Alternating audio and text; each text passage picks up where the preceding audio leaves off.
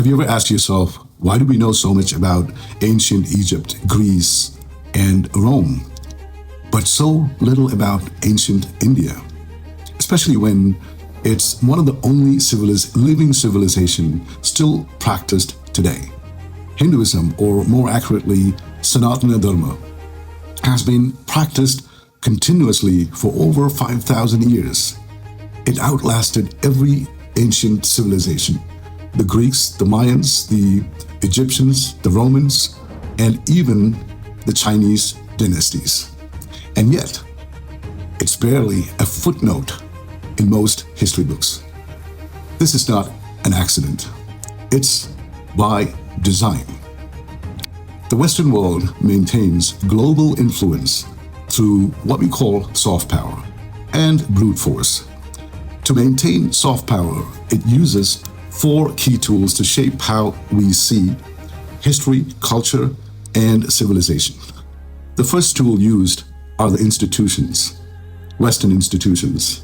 In most schools across the world, including in India, students learn far more about ancient Rome than about the Vedas or the Indus Valley civilization. Ancient Egypt gets pages and pages because of it's the start of Western civilization, and mainly it's in the Bible. India gets a paragraph.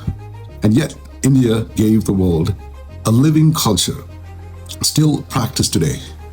Why is that not a focus? The second tool used are the intellectual think tanks. These are well-funded academic and media networks that defend and promote the Western narratives and subtly discredit civilization that don't fit the Western origin story. It's not a conspiracy. It's just the politics of dominance. Another tool used very successfully is the foreign policy and archaeological funding. Want to dig up the truth? You need permission, funding, and international support. And guess who controls the purse strings? The same powers that benefit from keeping certain histories buried. Last, and not the one that locks everything into place, is patents and ownership laws. Yes, here's the lock on the cage: the illusion of ownership and over ideas, land, and discoveries. The legal game designed to preserve control on truth. Now, let's talk about what was buried, the scientific and spiritual gold that came out of the Indian subcontinent. In mathematics and astronomy, the decimal system, the concept of zero, the trigonometry and pi. Aryabhatta, who proposed a heliocentric model long before Copernicus. Accurate calculation of eclipses, planetary motion, and Earth's rotation. In medicine and surgery, Ayurveda, holistic healing still relevant today. Susaruta, the father of plastic surgery. Cataract removal and nose reconstruction in 600 BCE.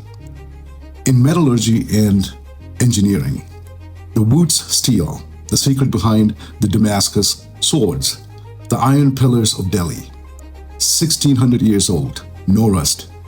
Dockyards and urban drainage system in the Indus Valley, mind-blowing even today.